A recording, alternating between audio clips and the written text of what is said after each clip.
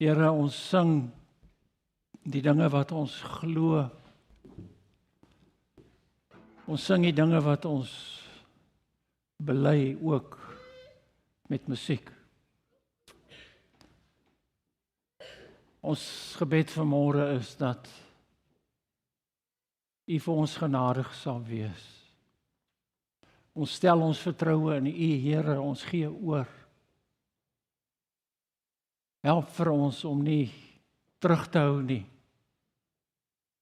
Om nie bang te wees nie, om nie twyfelagtig te wees nie, om nie stukkies van ons lewens vir onsself terug te hou nie. Maar help vir ons, Here, wees vir ons genadig, gee vir ons die krag om volledig oor te gee. Na gees, siel en liggaam. Praat met ons vanmôre uit die woord uit. Op 'n vars manier, Here, dankie dat U vir ons wil bemoedig vanmôre. Dankie ook dat ons kan saam bid met die res van die ACK vir die leiers in ons gemeentes, vir kerkrade, bestuursrade, wat dit ook al is. Klein groep leiers, musiekleiers. Ons wil werklik bid, Here, dat U mense sal oproep soos wat U vir Joshua opgeroep het. Dat U mense sal voorberei en dat mense sal oorgee, Here, dat U vir hulle kan gebruik in die koninkryk, sodat U naam verheerlik sal word, sodat U koninkryk kan kom, Here, en sodat U wil kan geskied. Wees by ons vanmôre, elke diens wat daar is, in die ACK en ander kerke. Wees by ons op 'n besondere manier, bemagtig vir ons, bemoedig vir ons, asseblief. Ek bid dit in Jesus naam. Amen. Die kan maar sit, die kinders kan uitgaan na die Sondagskool en die ander aktiwiteite toe.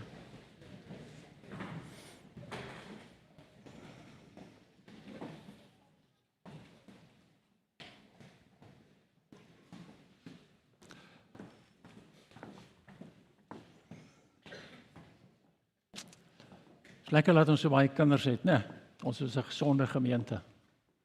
Ons het van babas tot ou mense, soos ek en selfs ouer. Met respek gesê. Vriende, ons begin vandag met 'n nuwe boek. 'n Nuwe reeks uit die boek van Joshua. Joshua se verhaal is 'n verhaal van geloof en gehoorsaamheid. Maar dit is ook 'n verhaal van God se onwankelbare getrouheid. Joshua se verhaal is ons verhaal. God roep ons vir dieselfde dinge, net op 'n ander manier. En ek wil net vir jou sê, as God jou roep en toegerus het en gebruik, dan kan jy sy beloftes toeëien deur geloof en gehoorsaamheid, en jy sal magtige dinge in jou lewe sien gebeur. En ook daar waar jy bedien. Hierdie reeks wys vir ons 'n lewe van volheid saam met God, begin en eindig by vertroue, nie by gemak nie. Dis nie maar net 'n stukkie geskiedenis nie, weet jy. Joshua se storie is ook ons, en ons word ook geroep om op te staan, aksie te neem en om God te vertrou vir dit wat voor lê. Al weet jy nie altyd wat voor lê nie. Partykeer roep die Here jou vir iets. Jy's nie heeltemal seker van die pad nie, soos hy ook met Abraham gemaak het. Ek wil maar net sê, hierdie reeks het belangrike lesse vir elkeen van ons. Neem deel daaraan, asseblief, vat dit ernstig op. Ek is baie bewus daarvan dat ons tyd op aarde kort is. Moenie tyd mors nie, asseblief. En vanmôre wil ek vir jou sê, hou moed. Want God se beloftes gee ons moed vir die toekoms. Kom ons lees Joshua 1 vers 1 tot 9. Ek gaan uit die Nuwe Lewende Vertaling uit, as jy dalk jou Bybel saamgebring het. Vers 1. Na die dood van Moses, die dienaar van die Here, het die Here vir Joshua seun van Nun en assistent van Moses gesê: Moses, my dienaar, is dood. Maak jy nou gereed en trek deur die Jordaanrivier, jy en hier die hele volk, Gaan na die land toe wat ek aan hulle, die Israeliete, gee. Dan sê God vir hom, net soos ek vir Moses gesê het, gee ek aan julle elke plek waar julle kom. Van die woestyn af en van die Libanon af, tot aan die groot rivier, die Eufraat, die hele gebied van die Hetiete, tot aan die groot see in die weste. Alles sal julle woongebied wees. Wat 'n fantastiese belofte. Vers 5, solank jy lewe sal niemand bestand wees teen jou nie, Josua. Soos ek by Moses was, sal ek by jou wees. Ek sal jou nie in die steek laat nie. Ek sal jou nie verlaat nie. Wees sterk, wees vasberade, want jy moet hierdie volk die land in besit laat neem, wat ek met 'n eed aan hulle voorvaders beloof het. En hoor mooi wat sê hy dan.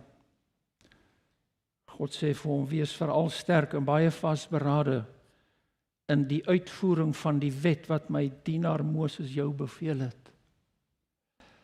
Moet daarvan nie links of regs afwyk nie, dan sal jy voorspoedig wees waar jy ook al gaan. Hierdie wetboek moet die rigsnoer wees vir alles wat jy sê. Joshua, oordink dit dag en nag en sorg dat jy alles uitvoer wat daarin geskryf staan. Dan sal jy slaag in wat jy moet doen.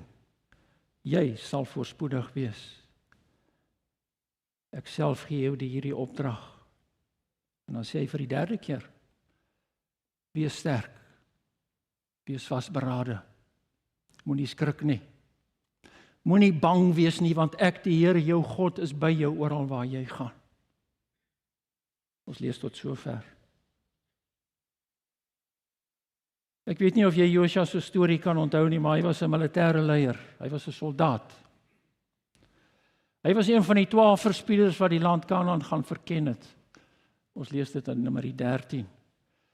Hy en Caleb was die enigste 2 van die 12 verspieders wat God bly vertrou het. Lees dit in Numeri 14.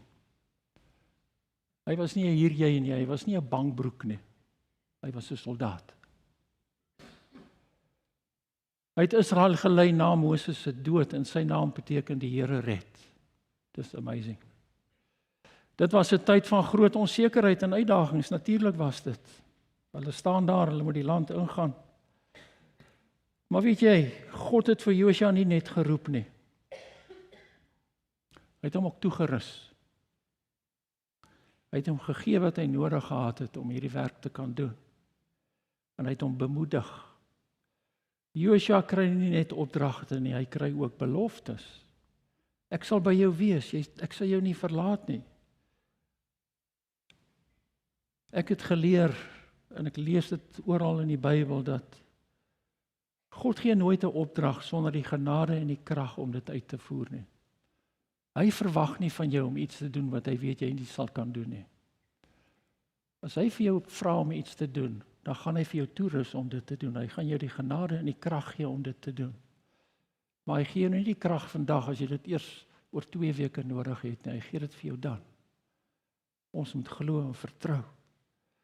Josua is geroep, hy is bevestig as leier, hy is bevestig ook in sy geestelike lewe, het God hom geanker en hy is gestuur net soos elkeen van ons vandag. Ek het 'n bietjie gaan kyk en toe sien ek die Kanadese predikant en Bybelnavorser Dr. Herbert Lockyer het in sy boek in 1956, dis 'n tydjie gelede, dis die jaar wat ek gebore is, het hy geskryf dat elke belofte in die King James Version van die Bybel nou, hy het dit noukeurig nagegaan en volgens sy telling is daar 'n totaal van 8810 beloftes in die Bybel. Dit is baie. Ek is nie seker hoe hy uitgewerk het wat 'n belofte is nie. As jy Psalm 23 sê, die Here is my herder en ek sal my ontbreek nie. Is dit 'n belofte of is dit 'n geloofsuitspraak? Maak nie saak, that's beside the point. Maar daar is baie beloftes, amper 9000. En 85% van hulle, 7500 omtrent, daarvan het God self aan die mens gemaak. 85% van al die beloftes in die Bybel het God vir die mens gegee. Daai tyd, maar ook vir ons vandag. Vanoggend wil ek fokus spesifiek op God se belofte dat hy by ons sal wees en ons nie sal verlaat nie. Daar is so baie beloftes, ons kan op baie van hulle fokus, maar ek wil op daardie een fokus, want dis wat ons lees in Joshua. Weet jy wat vrees is? Vrees is 'n emosionele reaksie op 'n bedreiging. As jy bedreig voel deur iets, dan word jy bang, word vreesagtig. En daardie bedreiging is gewoonlik iets wat jy voel jy nie kan beheer nie, daarom word jy bang. Dan dink jy, wat gaan ons nou maak? En daardie vrees, daardie emosie van vrees wat jy ervaar, kan jou verlam. Dit kan jou maklik laat twyfel. En dit kan jou terughou sodat jy nie vorentoe beweeg nie.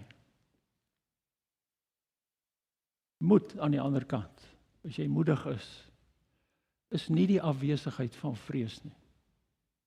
Dis nie die teenoorgestelde nie. Nee. Moed beteken om 'n keuse te maak om op God te vertrou en voort te gaan ten spyte van jou vrees. As jy bang is, dan sê jy, God is by my. Hy het dit beloof. Daarom is ek nie bang nie. Daarom kan ek voortgaan al bewe my broek. Al knap my kleed nie teen mekaar. Ek kan vorentoe gaan, want God is by my. Dis moed. Moed in 'n Bybelse sin kom nie uit jouself uit nie. Dit kom uit die wete dat God saam met jou is. En as jy moedig is, beteken dit jy kies om God se belofte bokant jou eie gevoelens te stel. Ons leef ons nou in die age van gevoelens. Ek weet nie of jy daar agtergekom het nie. Mag jy met tog net nie iemand se gevoelens seermaak nie. Dit is so terrible. Hoe durf jy dit doen? Ek dink dit gaan heeltemal te ver.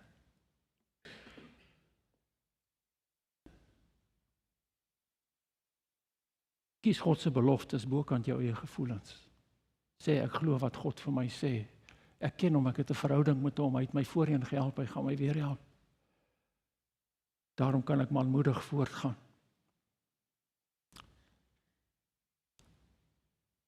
God sê herhaaldelik vir Joshua in verse 6, 7 en 8, moenie bang wees nie. Nie omdat daar niks is om voor bang te wees nie, maar omdat hy wat God is, daar is. En omdat hy die almagtige en soewereine God is, en hy sê dit. En ek wil vir jou sê, as God iets sê, dan is dit so. As God sê dit gaan gebeur, dan gaan daai ding gebeur. Hy vervul sy woord. Hy kan dit doen en hy wil dit doen. Hy kan en hy wil jou beskerm. Kan ek jou net vra, bly net by hom. Moenie jou rug op hom draai nie. Jare gelede in die klein gemeentetjie wat ons was, een van die leiers daar se seentjie dood aan kanker. Ek dink ek het dit al vertel, maar terwille van die nuwe mense. Die laaitjie was 12 jaar oud. En hy het vir die Here gesê, Here, net nie dit nie, spaar dit, ek sal enige iets doen, ek sal u voluit dien, ek sal wat ook al doen, moet net nie my seun vat nie, asseblief. En die kind is oorlede. En hy het sy rug op God gedraai. Tot vandag toe. Hy is so oud soos ek. Moet nie daai fout maak nie. Moet dit nie doen nie, asseblief. Bly by die Here. Dan kan hy jou beskerm. As jy jou rug op hom draai, gaan hy jou nie beskerm nie. Hy kan nie, want jy loop weg van hom af. Geliefdes, hierdie is 'n belangrike belofte, want dit kom meer as 300 keer voor in die Bybel. 300 keer het God dit gesê, en hy sê dit baie keer vir sy leiers. Hy sê dit vir Abraham, vir Moses, vir Joshua, soos ons nou gesien het. Hy het dit gesê vir Dawid. Hy het gesê vir Maria en vir Josef. En in die Nuwe Testament sê Jesus self in Matteus 14 vers 27 vir die disippels op die stormsee, wat het hy vir hulle gesê? Moenie bang wees nie. Dis ek is hier. Hoekom is julle so bang?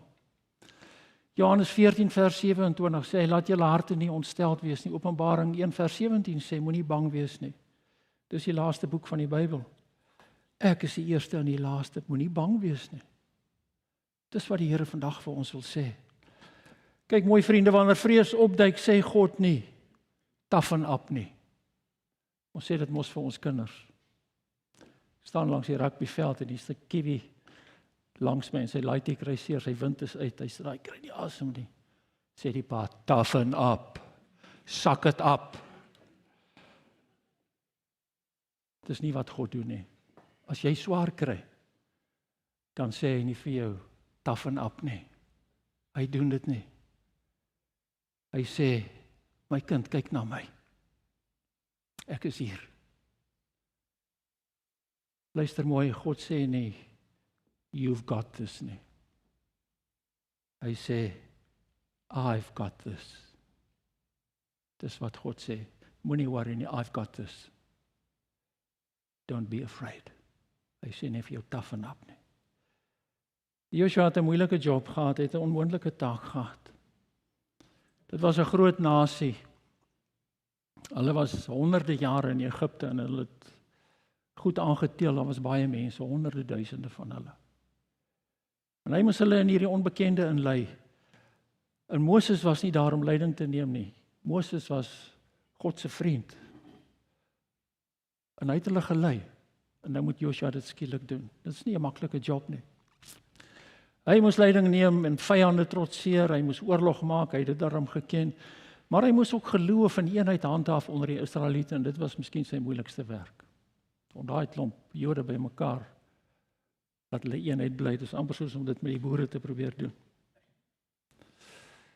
En hierdie verantwoordelikhede was groot, die mense was bang. Ek dink Joshua was dalk waarskynlik ook 'n bietjie bang. En dis daarom dat God dalk 3 maal vir hom sê, wees sterk en vasberade, moenie bang wees nie. Ek is met jou. Dis nie 'n skande of 'n swakheid om bemoediging nodig te hê nie. Hoor asseblief wat ek sê. Hou op om so sterk te wees. Dis nie 'n skande as jy 'n bietjie aanmoediging nodig het nie of bemoediging nodig het nie. Dis menslik. Joshua moes weet dat die sukses van sy roeping nie in homself lê nie, maar in die teenwoordigheid en in die beloftes van God. Ons moet dit ook weet. Hoekom moet ons dit weet? Want ons moed is gegrond in God se beloftes. Joshua 1 vers 1 tot 5 sien ons dit. Sy eerste woorde wat God aan Joshua gesê het is, Moses, my dienaar is dood. Weet jy, dis 'n harde realiteit. Die dood is 'n harde werklikheid.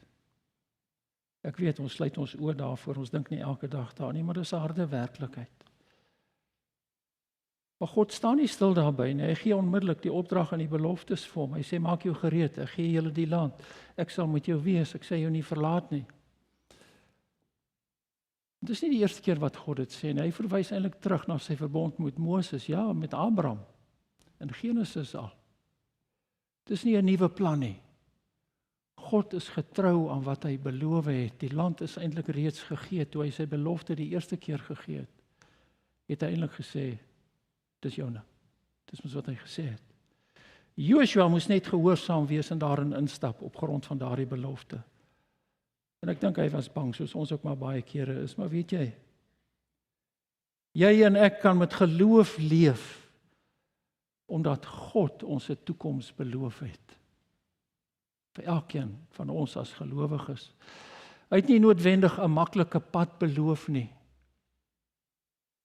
maar hy het sy teenwoordigheid en sy trou beloof. Ek weet daar's kerke wat sê, God wil net hê jy moet happy wees en jy moet gesond wees en jy moet al daai lekker dinge hê en jy moet ryk wees. Dis nie die volle waarheid nie. Dis 'n eensydige beeld. God het sy teenwoordigheid en sy trou beloof, hy het nooit gesê jy gaan nie moeilikheid kry nie. Jy weet dit tog uit jou eie lewe uit, is dit nie? Moed gaan nie oor selfvertroue nie, dit gaan oor 'n aktiewe vertroue op God en sy beloftes om by ons te wees. Geloof, ek sê dit weer, is nooit passief nie. Geloof is altyd aktief. Wanneer God vir Joshua sê, moenie bang wees nie, ek is met jou. Hy gee nie vir Joshua daar 'n pep talk nie.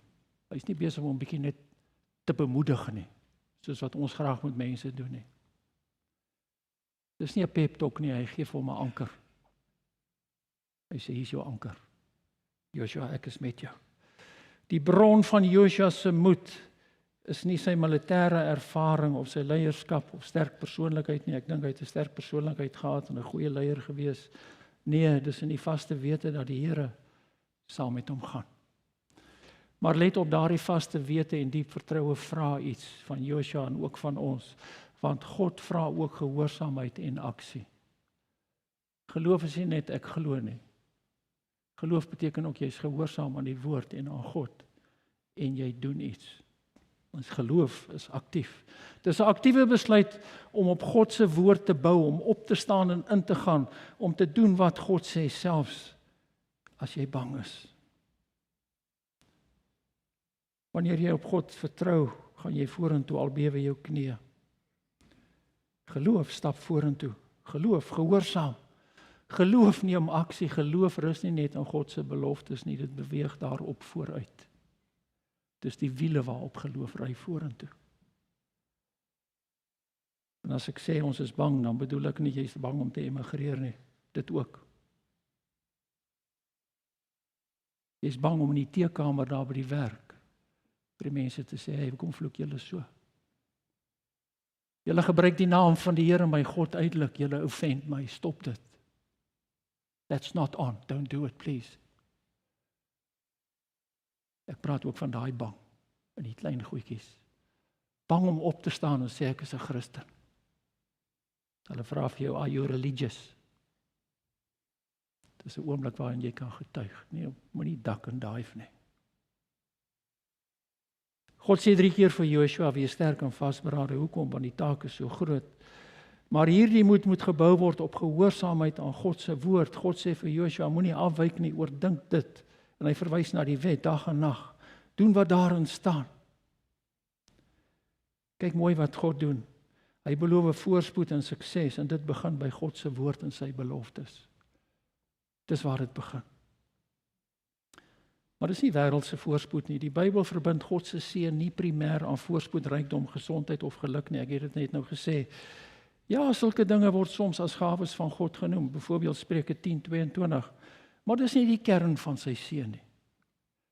Dis nie die kern van die evangelie nie, vriende. Ware seën lê in 'n regte verhouding met God. Die Bybel is baie duidelik daaroor. Gehoorsaamheid aan sy wil en sy teenwoordigheid in alle omstandighede. Baie gelowiges in die skrif, insluitend Jesus en Paulus, het gelei, maar hulle was geseënd. God die Vader het hulle geseën. God se seën is geestelik en ewigheidsgerig, nie wêrelds en tydelik nie. Ons kyk dit baie keer mis. Seën beteken dat God met jou is, selfs in beproewing. Geestelike vrug en seën volg wanneer ons in sy wil wandel. Hoeveel van ons vrese is nie gewortel in onsekerheid nie. Maar God sê, as jy my woord in jou gedagtes vasmaak en jou daarin anker, sal jy die pad uitken wat jy moet stap. Jy sal weet wat jy moet doen. Die oomblik wanneer jy dit moet doen. En hierdie is nie 'n formuletjie of 'n magiese towerrympie nie. Dis 'n verhouding van vertroue en gehoorsaamheid. En hoekom kan ons God vertrou? Ons kan hom vertrou want God se teenwoordigheid is ons finale versekering. Dis die waarborg wat hy jou gee. Lees Josua 1 vers 9. In hierdie slotvers is die klimaks van hierdie teksgedeelte. Hy sê moenie bang wees nie, moenie skrik nie. Want ek, die Here jou God, is met jou oral waar jy gaan. Kyk mooi. Dis nie 'n pep talk nie, dis nie 'n oproep tot heldhaftigheid nie. Dis 'n versekering van goddelike teenwoordigheid. Joshua gaan nie alleen nie, God gaan saam. Joshua en ons bron van ware moed is God se teenwoordigheid. En dan in Joshua 2 hoor ons dat selfs die Kanaaniete weet. Die Here julle God is God in die hemel bo en op die aarde. Joshua 2 vers 11. Weet julle selfs Rahab die prostituut het vertrou. Al was sy aan die verkeerde kant van die muur. Haar geloof het haar gered. Hoekom? Omdat sy op die regte God vertrou het. Sy het gesê, julle God is God in die hemel bo en op die aarde. Dis die regte God. Nie die ander gode wat hulle gedien het nie. Geliefdes, weet jy, ons hoef nie weer te emigreer of 'n nuwe land oor te steek of binne te val of reuse te beveg nie. Maar ons het wel 'n toekoms om aan te pak. Ek ken nie jou omstandighede nie. Ek ken van julle se omstandighede en ek bid vir julle. Maar dalk het die Here 'n nuwe roeping vir jou. Miskien gaan jy in 'n seisoen van genesing in. Jou dinge het verander, jy het genesing nodig, jy het herstel nodig. Jy het verandering nodig. Dalk is dit 'n seisoen van verlies of van groei. En al hierdie dinge maak mense onseker. Mens voel bang. 'n Mens voel onvoldoende. Maar God sê vir jou en hy sê vir my vandag, ek het beloof, ek is getrou, ek is met jou.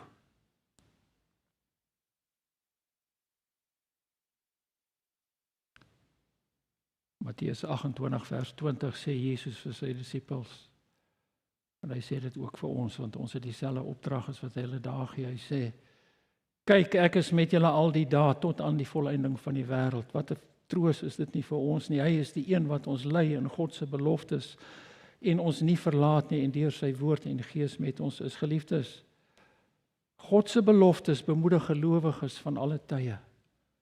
Ook vir ons, vir jou, vir my vandag. Omdat elkeen van sy beloftes gegrond is in wie hy is. Wie is hy? Hy is getrou. Hy lieg nie en hy doen wat hy beloof het. Ons kan daarop staan en wanneer ons swak voel of onseker is, herinner hierdie belofte ons daaraan dat hy ons nie sal verlaat nie en dat sy planne goed is. En dit gee vir ons hoop, troos en standvastigheid. Glo vir my, ek het dit beleef. Selfs as ons nie weet wat die toekoms inhou nie. Ons dink ons het ons lewens mooi vooruit beplan. Moenie so seker wees daarvan nie.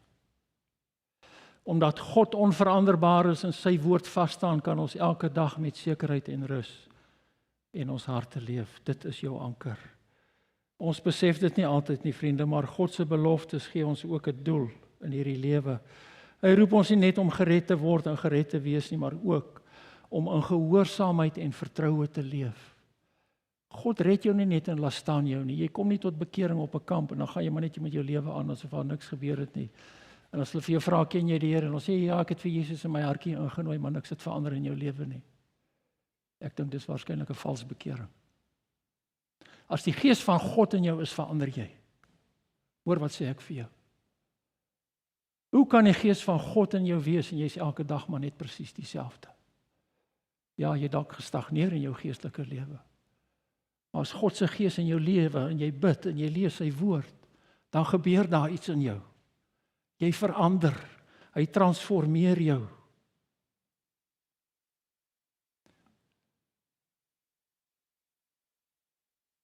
God roep ons nie net om gered te word en gered te wees nie, ek wil dit weer sê, maar ook om in gehoorsaamheid en vertroue te lewe.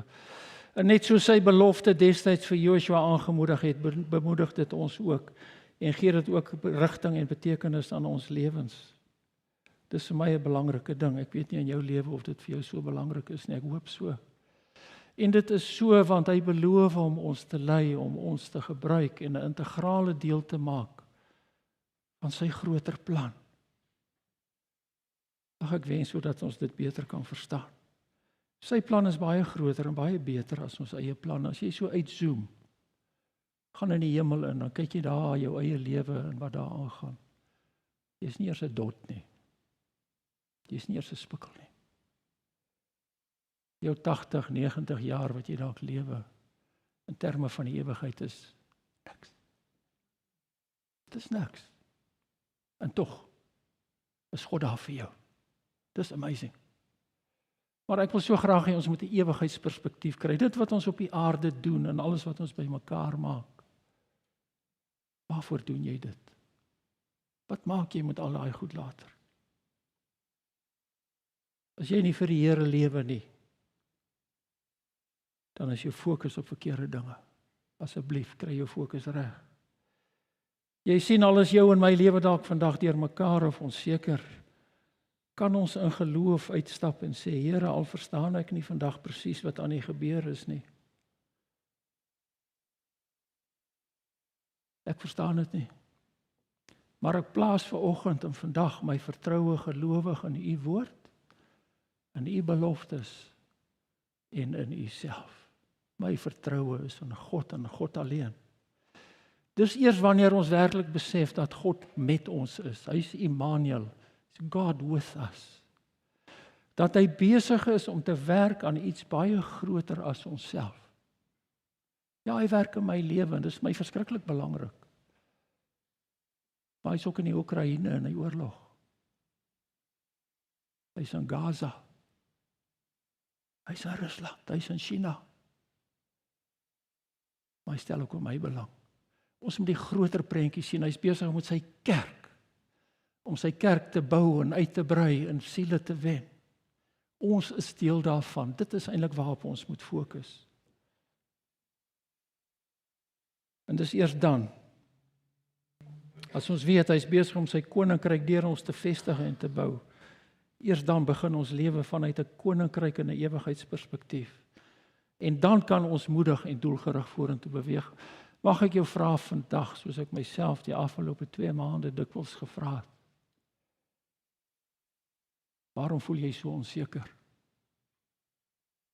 Waarvoor is jy bang? Identifiseer daai ding. Baie keer is ons bang en angstig, maar ons weet nie eens waarvoor nie. Wat maak jou so angstig of laat jou huiwer en terugtyds? Wat dreig om jou moed te breek? Wat verhinder dat jy voluit vir die Here kan leef? Wat is daai goed? Wat hou jou so vas? Let dit af asseblief. Let it go. My vriend, moet asseblief nie probeer om moed in jouself op te wek of by mekaar te skraap nie. Soek dit nie in jou eie krag nie. Kry jou moed in God se woord en anker dit in sy beloftes. Dis die boodskap vandag. Want dit is juis God se beloftes en sy teenwoordigheid wat ons dra. Wat vir jou en vir my in staat stel om môre, oormôre, elke dag wat voorlê, met geloof en moed in te gaan. Mag ek en jy vanoggend bemoedig word met hierdie woorde uit die boek van Josua uit. Wees sterk. Wees vasberade. Moenie skrik nie, moenie bang wees nie, dis nie nodig nie. Want die Here ons God is by ons oral waar ons gaan. God is getrou. God is met ons. Hy sal doen wat hy beloof het. Hy sal by ons wees tot aan die volleinding van die wêreld, tot aan die heel einde. Moet dit nie vergeet nie, asseblief. Amen. Ek gaan 'n gebed doen en dan sing ons 'n antwoordlied.